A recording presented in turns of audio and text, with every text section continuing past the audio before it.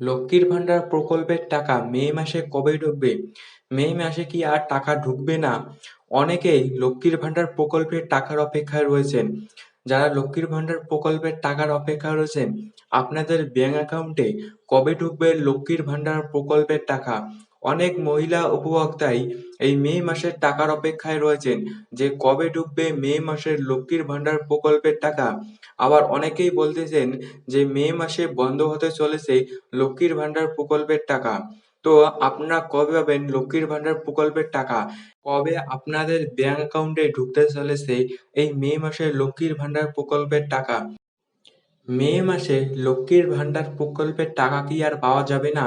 কবে ঢুকবে লক্ষ্মীর ভান্ডার প্রকল্পের টাকা? মে মাসে লক্ষ্মীর ভান্ডার প্রকল্পের টাকা নিয়ে অনেক বড় জল্পনা রয়েছে।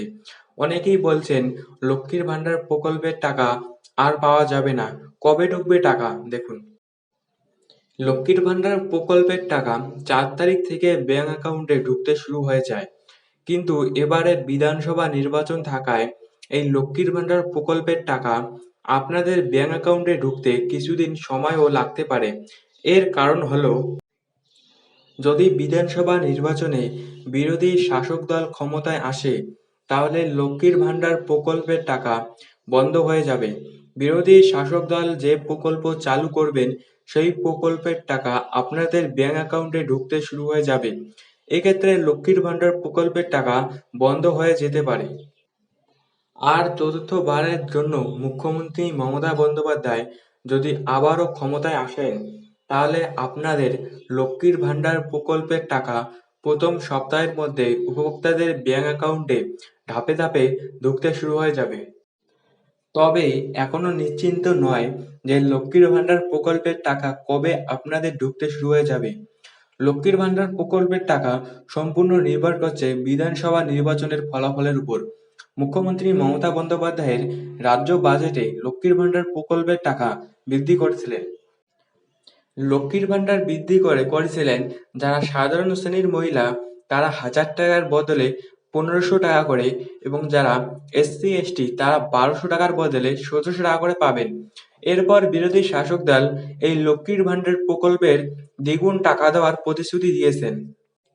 বিরোধী শাসক দল বলেছিলেন যদি তারা ক্ষমতায় আসেন, তাহলে মহিলাদের ৩,০০০ টাকা করে দেওয়া হবে। বিরোধী সরকার লক্ষ্মীর ভান্ডার বদলে অন্নপূর্ণা ভান্ডার শুরু করবেন।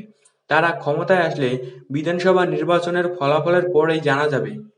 তবে মুখ্যমন্ত্রী মমতা বন্দ্যোপাধ্যায় আবারও ক্ষমতায় আসলে প্রথম সপ্তাহের মধ্যেই আপনাদের ব্যাংক অ্যাকাউন্টে লক্ষ্মীর ভান্ডার প্রকল্পের টাকা ঢুকে যাবে। আপনারা চিন্তিত হবেন না, খুব শিগগিরই আপনাদের ব্যাংক অ্যাকাউন্টে টাকা ঢুকে যাবে। যারা বৃদ্ধ বিধবা এবং প্রতিবন্ধী ভাতার টাকা পেয়ে থাকেন, আপনাদেরও বিধানসভা নির্বাচনের ফলাফল প্রকাশের পরেই এই বৃদ্ধ বিধবা এবং প্রতিবন্ধী ভাতার টাকা ব্যাংক অ্যাকাউন্টে ঢুকে যাবে। লক্ষ্মীর ভান্ডার প্রকল্পের সাথে সাথে আপনাদেরও টাকা দেওয়া হবে।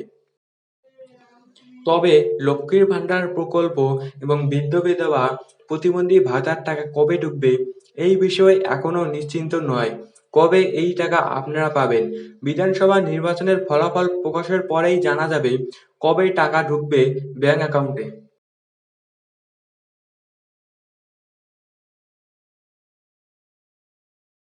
তো আপনারা যারা লক্ষ্মীর ভান্ডার প্রকল্পের টাকা পেয়ে থাকেন, আপনারা চিন্তিত হবেন না।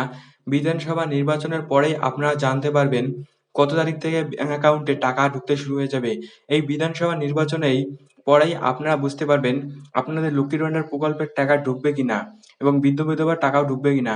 তো এইরকম আপডেট এই চ্যানেল আসতে থাকবে। তো এইরকম আপডেট পাওয়ার জন্য চ্যানেলটি সাবস্ক্রাইব করে রাখবেন এবং ভিডিওটি যদি ভালো লেগে থাকে তাহলে একটি লাইক করবেন। তো আপনাদের সাথে দেখা হচ্ছে পরবর্তী কোনো ভিডিওতে। ততক্ষণের জন্য আপনারা সবাই ভালো থাকবেন।